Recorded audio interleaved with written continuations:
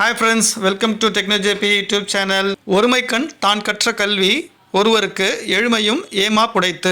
இந்த தலைமுறையில் நாம் கற்கும் கல்வி 7 தலைமுறைக்கும் பயன்படும். இது ஒரு நாலேஜ் ஷேரிங் ட்ரைனிங் செஷன். வாங்க ட்ரைனிங்குள்ளே போகலாம். இன்னைக்கான இம்பார்ட்டன்ட் டாபிக் பார்த்தோம்னா NDT இன்ஸ்ட்ருமெண்ட்ஸில் விஷுவல் டெஸ்டிங், அதாவது ஃபர்ஸ்ட் இன்ஸ்பெக்ஷன் வந்து விஷுவல் இன்ஸ்பெக்ஷன் சொல்லுவாங்க. இதுக்கு எந்தெந்த டூல்ஸ்லாம் யூஸ் ஆகுது, எந்த மாதிரி இன்ஸ்ட்ருமெண்ட்லாம் யூஸ் பண்ணுறாங்கன்றதை நான் கம்ப்ளீட்டாக இந்த ப்ரெசன்டேஷனில் போட்டிருக்கேன். இதே மாதிரி நிறைய ப்ரெசன்டேஷன் வந்து இன்ஸ்ட்ருமெண்ட்ஸ் பற்றி எல்லா ப்ராசஸ்க்கும் போட்டிருக்கேன். பார்க்காதவங்க என்னுடைய டெக்னோஜேபி யூடியூப் சேனலை போய் பார்த்துருங்க. ஸோ வாங்க அடுத்த ஸ்லைட் போகலாம். விஷுவல் டெஸ்டிங் இல்லை விஷுவல் எக்ஸாமினேஷன், அதோட டெஃபினேஷன் பார்த்துடலாம். NDT அப்படின்னா நான் டிஸ்ட்ரக்டிவ் டெஸ்டிங் ஆர் நான் டிஸ்ட்ரக்டிவ் எக்ஸாமினேஷன், NDE அப்படின்னு சொல்லுவாங்க. இதில் வந்து விஷுவல் டெஸ்டிங் இல்லை விஷுவல் எக்ஸாமினேஷன் தான் வந்து இனிஷியல் இன்ஸ்பெக்ஷன், அதாவது இம்பார்ட்டன்ட் இன்ஸ்பெக்ஷன் ஃபஸ்ட்டு நம்ம பார்க்க போகிறது. இதில் ஒரு ஜாபையோ இல்லை ஒரு ஆப்ஜெக்டையோ என்ன பண்ண போகிறோம்னா அதில் டிஃபெக்ட் இருக்கான்னு பார்க்க போகிறோம். எந்த மாதிரி டிஃபெக்ட்னா மிஷினிங் ஃபினிஷு, சர்ஃபேஸ் ஃபினிஷு, இல்லை வெல்டு டிஃபெக்ட்டு, இல்லை வந்து assembly, misalignment, deformation, pitting, corrosion, அந்த மாதிரி நம்ம பார்க்குறோம். இது வந்து நேக்கட் ஐயில் வந்து பார்க்குறோம். இல்லை சம் எய்டட் டூல்ஸ் யூஸ் பண்ணி நம்ம என்ன பண்ண போகிறோம்னா விஷுவல் இன்ஸ்பெக்ஷன் பண்ண போகிறோம். அப்போ என்ன மாதிரியான டூல்ஸ் யூஸ் ஆகுது, எந்த மாதிரியான இன்ஸ்ட்ருமெண்ட் இருக்குது அப்படின்றத நம்ம அடுத்த ஸ்லைடில் கம்ப்ளீட்டாக பார்த்தோம். இப்போ விஷுவல் டெஸ்டிங் இல்லை விஷுவல் எக்ஸாமினேஷனில் எந்த மாதிரியான இன்ஸ்ட்ருமெண்ட்ஸ் வந்து யூஸ் பண்ணுறாங்க அப்படின்னு பார்த்தீங்கன்னா borescope, microscope, magnifying lens, lux meter, அதுக்கப்புறம் பார்த்தீங்கன்னா weld comparator, surface finish comparator. So இதெல்லாம் வந்து டீட்டெயிலாக நம்ம வந்து அடுத்த ஸ்லைடில் கம்ப்ளீட்டாக பார்க்கலாம். விஷுவல் எக்ஸாமினேஷனில் ஃபஸ்ட்டு இன்ஸ்ட்ருமெண்ட் பார்த்தோம்னா போரோஸ்கோப் இல்லை எண்டோஸ்கோப்பு. இதோடைய ரேஞ்ச் அப்படின்னு பார்த்தோம்னா என்ன மீட்டர் 100 mmலேருந்து நம்ம 30 மீட்டர்ஸ் வரைக்கும் இதோடைய லென்த் இருக்கும், ஒயரோட லென்த்து. டயமீட்டர் வந்து 2 mmலேருந்து 12 mm. அதாவது என்னென்னா சின்ன ஹோலில் வந்து இதை நம்ம இன்சர்ட் பண்ணி ஒரு ஆப்ஜெக்டோ இல்லை ஒரு காம்பனண்ட்குள்ளேயோ டிஸ்மேண்டில் பண்ணாமல் உள்ளே இருக்கிற சர்ஃபேஸ் ஃபினிஷோ இல்லை ரஸ்ட் ஆயிருக்கா, கொரோஷன் ஆயிருக்கா, இல்லை ஃபிட்மெண்ட் ஆயிருக்கான்றதை நம்ம செக் பண்ணிக்கலாம். இது எந்த மாதிரி இருக்குன்னா வந்து செமி ரிஜிடு வீடியோ இருக்குது, அதே மாதிரி ஃப்ளெக்சிபிள் ரோப் சிஸ்டமும் இருக்குது. நம்ம செக் பண்ணுறதுக்கு ஈஸியாக இருக்கும் கேமரா மூலயமா இல்லை வீடியோ மூலயமா. விஷுவல் எக்ஸாமினேஷன் கண்டக்ட் பண்ணுறதுக்கு முக்கியமான இன்ஸ்ட்ருமெண்ட் அப்படின்னு பார்த்தோம்னா லக்ஸ் மீட்டர் இல்லைன்னா வந்து லைட் மீட்டர் அப்படின்னு சொல்லுவாங்க. இதோட கேலிப்ரேஷன் ஸ்டாண்டர்ட் வந்து ISO 19476. இதோட கேலிப்ரேஷன் ஃப்ரீக்வன்சி பார்த்தோன்னா 6 months இல்லை 1 year டிபெண்ட் அப்பான் தி ஸ்டாண்டர்ட், அமெரிக்கன் ஸ்டாண்டர்ட் இல்லை வந்து APA செமி ஸ்டாண்டர்டு. இதோட ரேஞ்ச் அப்படின்னு பார்த்தோம்னா லோ ரேஞ்சிலேருந்து ஹை ரேஞ்ச் வரைக்கும் இருக்குது. 0 to 2000 லக்ஸ், இல்லை 0 to 20,000 லக்ஸ், இல்லை 0 to 2 lakhs லக்ஸ். இது டிஜிட்டலில் இருக்குது. என்ன பர்பஸ்க்காக யூஸ் பண்ணுவாங்கன்னா ஒரு காம்பனண்ட்டையோ ஒரு ஆப்ஜெக்டையோ நம்ம வந்து விஷுவல் இன்ஸ்பெக்ஷன் கண்டக்ட் பண்ணணும் அப்படின்னா வந்து நல்ல ஒரு வெளிச்சம் இருக்கணும். வெளிச்சம்ன்றது என்னென்னா லைட் இன்டென்சிட்டி இல்லை லைட் இலிமினேஷன் இல்லை லக்ஸ் அப்படின்னு சொல்லுவாங்க. அப்போ மினிமம் லக்ஸ் எவ்வளோ இருக்கணும் அப்படின்னு பார்த்தீங்கன்னா 1076 லக்ஸ் இருக்கணும்.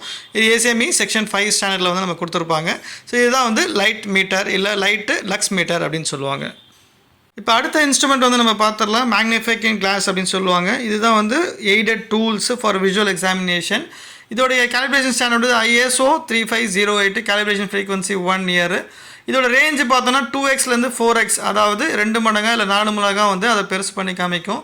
எந்த மாதிரி ஆப்ஜெக்ட்னு பார்த்தோன்னா சின்ன சின்ன ஆப்ஜெக்டில் எதனா டிஃபெக்ட்ஸ் இருக்கா இல்லை அசம்பிள் கரெக்டாக இருக்கான்னு செக் பண்ணுறதுக்கு வந்து இந்த மேக்னிஃபிகேஷன் கிளாஸ் வந்து யூஸ் பண்ணுவாங்க. ஸோ இந்த மாதிரி நிறைய டைப் இருக்குது. அது வந்து 5x to 10x வரைக்கும் கூட அதை வந்து மேக்னிஃபை பண்ணி பார்க்கலாம்.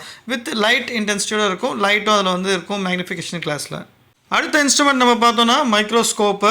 இது வந்து ஸ்டாண்டர்ட் கேலிப்ரேஷன் ஸ்டாண்டர்ட் வந்து பார்த்தோன்னா ISO 16700, கேலிப்ரேஷன் ஸ்டாண்டர்ட் வந்து 1 year. இது எவ்வளோ எக்ஸ் அதாவது மேக்னிஃபை பண்ணி பார்க்கும் அப்படின்னா 40xலேருந்து 1000x வரைக்கும் மேனுஃபேக்சர் பண்ணி பார்க்கலாம். இதில் டைப் வந்து லைட் டைப் இருக்குது. ஸோ அந்த மாதிரி வந்து பார்த்தோன்னா எதுக்காக யூஸ் பண்ணுறாங்க, டைனி ப்ராஜெக்ட்ஸு, அதே மாதிரி வந்து ஆப்ஜெக்ட்டு, மைக்ரோஸ்ட்ரக்சர், மெட்டீரியல் மைக்ரோஸ்ட்ரக்சர், அதெல்லாம் டிஃபெக்ட் இருக்குன்றது செக் பண்ணுறதுக்காக இந்த மைக்ரோஸ்கோப் வந்து நம்ம யூஸ் பண்ணுறோம். அடுத்த முக்கியமான இன்ஸ்ட்ருமெண்ட் அப்படின்னு பார்த்தோம்னா ஒரு விஷுவல் எக்ஸாமினேஷனில் இது வந்து சர்ஃபேஸ் ரஃப்னஸ் கம்பேரட்டர் அப்படின்னு சொல்லுவாங்க. ரூபர்ட் சார்ட் C165 அப்படின்னு சொல்லுவாங்க. இதோடைய கேலிப்ரேஷன் ஸ்டாண்டர்ட் வந்து ISO 8503, கேலிப்ரேஷன் ஃப்ரீக்வன்சி வந்து 1 year. இதோட ரேஞ்ச் வந்து பார்த்தீங்கன்னா RA, RZ வேல்யூ, அதே மாதிரி N சீரீஸ் இருக்க எல்லா வந்து விஷுவல் இன்ஸ்பெக்ஷன் வந்து பார்த்துக்கலாம். சர்ஃபேஸ் ரஃப்னஸ் வேல்யூ இது வந்து ஒரு சார்ட் மாதிரி இருக்கும். அதில் சின்ன சின்ன பீசஸ் இருக்கும். அந்த பீசஸ் வந்து எதுக்கு யூஸ் ஆகுதுன்னா ஒரு காம்பனண்ட்டில் இருக்கிற ஃபினிஷும் இதில் இருக்கிற என்ன ஃபினிஷ் அதை வந்து கம்பேர் பண்ணியோ இல்லை டச் பண்ணியோ ஃபீல் பண்ணி செக் பண்ணுறதுக்காக இந்த சார்ட்டை வந்து யூஸ் பண்ணுவாங்க. மிஷினிங் காம்பனன்ட்ஸ், கேஸ்டிங் காம்பனன்ட்ஸ், அந்த மாதிரி வெல் காம்பனன்ட்ஸ்லாம் ஆஃப்டர் மிஷினிங் வந்து செக் பண்ணுறதுக்காக இந்த சார்ட்டை வந்து யூஸ் பண்ணுவாங்க. இப்போ லாஸ்ட் ப்ரெசன்டேஷனில் நம்ம என்ன பார்த்தோம்னா சர்ஃபேஸ் ரஃப்னஸ் ரூபர்ட் சார்ட் பற்றி பார்த்தோம். அதில் இருக்கிற மிஷினிங் சர்ஃபேஸ் ஃபினிஷ் எப்படி வந்து செக் பண்ணுறோன்னு பார்த்தோம். அப்போ இந்த ஸ்லைடில் வந்து எந்த மாதிரியான ஃபினிஷ் இருக்குது, இப்போ என் சீரிஸ் அப்படின்னு பார்த்தோம் என்ன மாதிரி ஃபினிஷ் இருக்குன்னு செக் பண்ணிக்கலாம். இப்போ இதோடைய கிரேட் பார்த்துருக்கோம், என் கிரேட் பார்க்க போகிறோம். RA வேல்யூ கொடுத்துருக்கேன் மைக்ரோமீட்டரு. அதே மாதிரி பார்த்தோம்னா சிம்பிள் சர்ஃபேஸ் ஃபினிஷோட சிம்பிளும் அதில் கொடுத்துருக்கேன். இப்போ N1 அப்படின்னு பார்த்தோம்னா சூப்பர் ஃபினிஷ் லேப்பிங்கு. இது RA மைக்ரோமீட்டர் வந்து பார்த்தோம்னா 0.025. அதே மாதிரி N2 அப்படின்னு பார்த்தோம்னா லேப்பிங் அண்ட் ஹார்னிங் ஃபினிஷு. இதோடைய RA வேல்யூ பார்த்தீங்கன்னா 0.05. அதே மாதிரி N3 பார்த்தோம்னா கிரைண்டிங் அண்ட் ஹோனிங் ஃபினிஷு 0.1.